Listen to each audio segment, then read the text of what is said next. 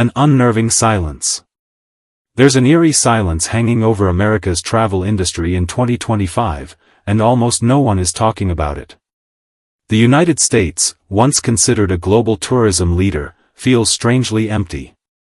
But it's not because Europe or Asia suddenly became more attractive. It's because of skyrocketing ticket prices, confusing visa rules, and a travel experience that feels more like a stressful maze than a vacation. Meanwhile, other countries are grabbing the spotlight with affordable flights, simple paperwork, and a friendliness America seems to have lost. The proof? 6 major airports are practically deserted, even during peak travel season. This might be one of the quietest, yet most chilling, exits in aviation history. 1. Play Airlines' silent disappearance. Play Airlines, the low-cost Icelandic carrier, was once a lifeline for young Europeans dreaming of a trip to America. Remember those $99 tickets from Reykjavik to Boston? For many, those tickets were a bridge to summer jobs, epic road trips, or just the chance to finally see New York City. Then, in March 2025, Play Airlines vanished from the U.S. market without a sound. No press release, no farewell message. Overnight, every single U.S. route disappeared from its booking system.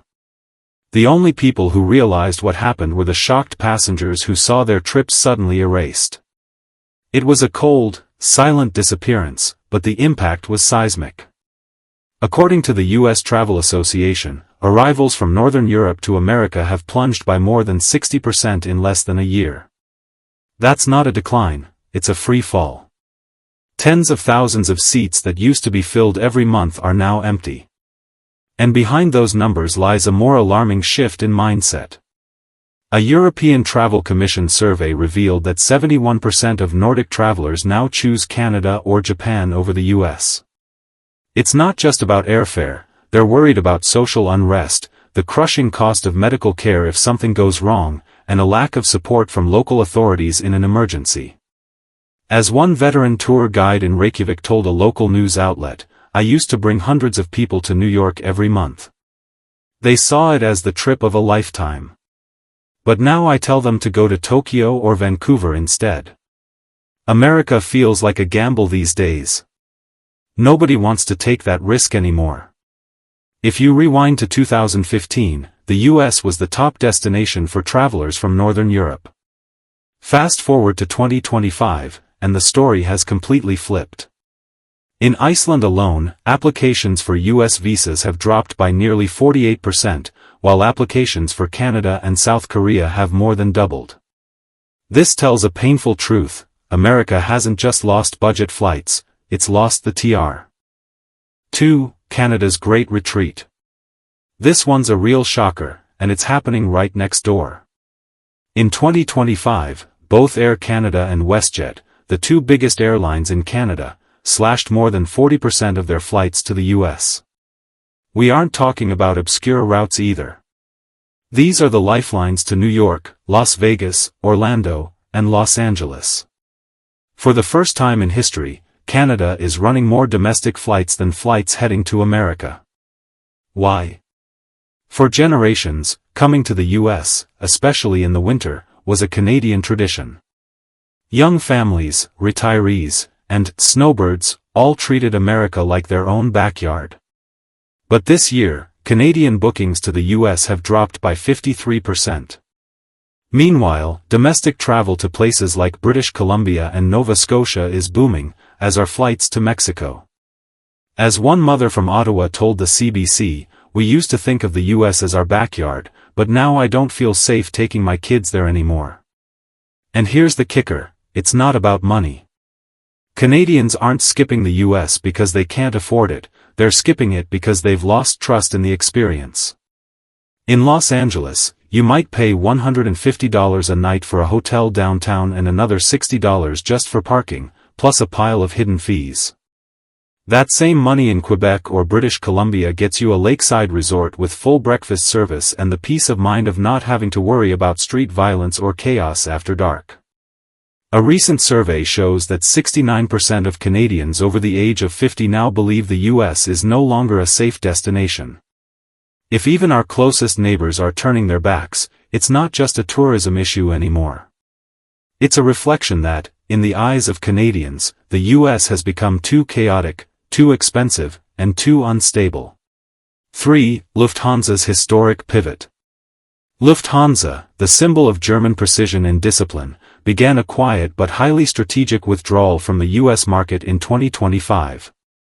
Legendary routes like Frankfurt-Chicago and Frankfurt-Miami, which had been in continuous service for over 40 years, simply disappeared from the booking system. There were no announcements or official explanations. They just vanished. What's notable is that while sharply reducing flights to the US, Lufthansa redirected all its resources to Asia. Routes to Tokyo, Seoul, Delhi, and Singapore were not only given more frequency but were also placed in prime-time slots with the newest aircraft and most experienced crews. This is a historic pivot. For the first time since World War II, the US is no longer the top priority destination for Germany's largest airline. A Lufthansa executive told a German newspaper bluntly, "We're not leaving America because we hate it. We're leaving because it no longer makes sense." He pointed to three main factors: currency fluctuations driving up operating costs, rising airport fees making tickets less competitive, and security concerns ranging from street protests to urban crime. The numbers confirm the decision. According to the World Tourism Organization, passenger traffic from Europe to the US dropped by 24% in 2024 alone, while flights from Europe to Asia grew at the fastest pace since 2011. One veteran Lufthansa pilot put it candidly, "Flying to Tokyo or Delhi is a relief, orderly, calm, no stress. Flying to Houston is different. Flashing lights, heavy police presence, overpriced taxis, and passengers treated like criminals. If even the crew dreads going to America, imagine how the passengers must feel."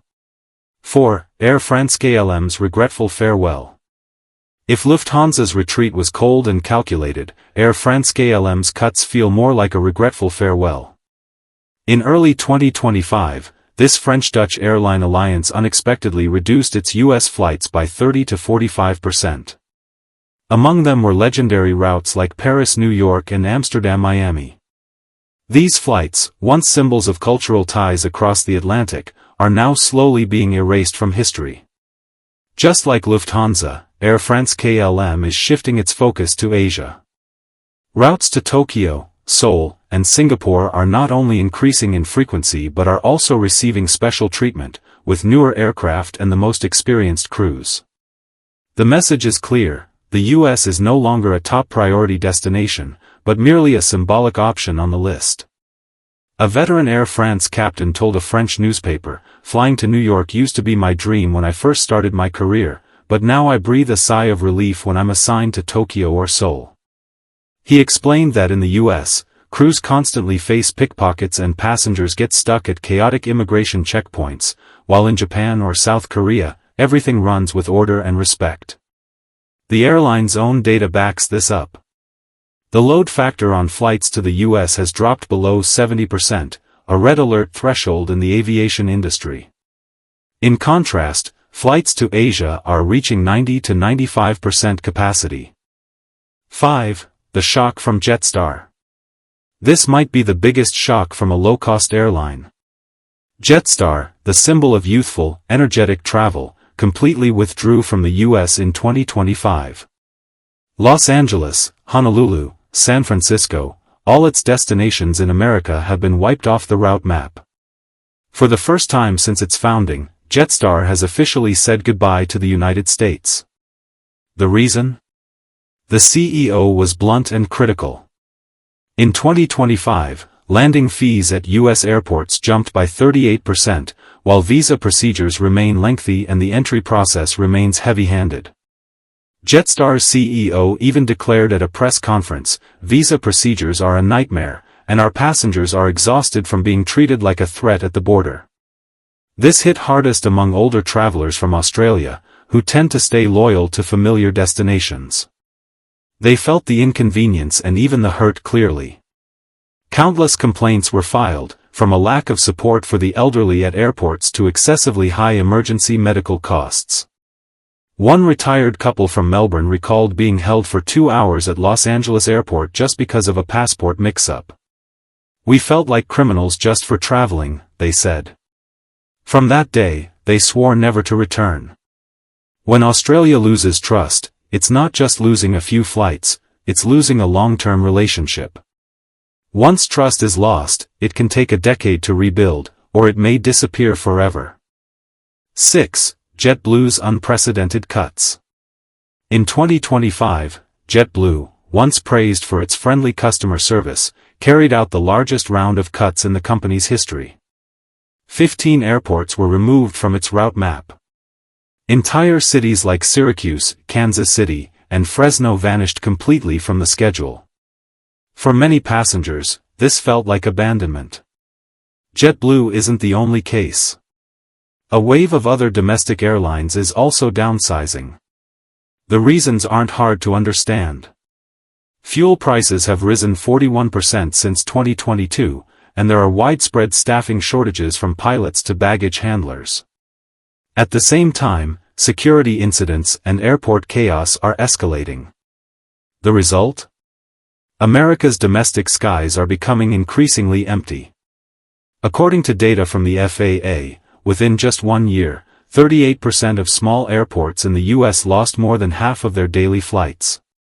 For residents of small towns, each flight isn't just transportation, it's a lifeline. When those flights disappear, opportunities disappear with them. A former JetBlue pilot in Ohio shared, "I used to fly across more than 30 states. Now those flights are gone, and what's left is an emptiness that's hard to describe." When the aviation map shrinks, the American dream shrinks along with it. And perhaps it's time for America to ask itself the hard question, what's really happening here? And why are even our neighbors no longer willing to step across the doorstep?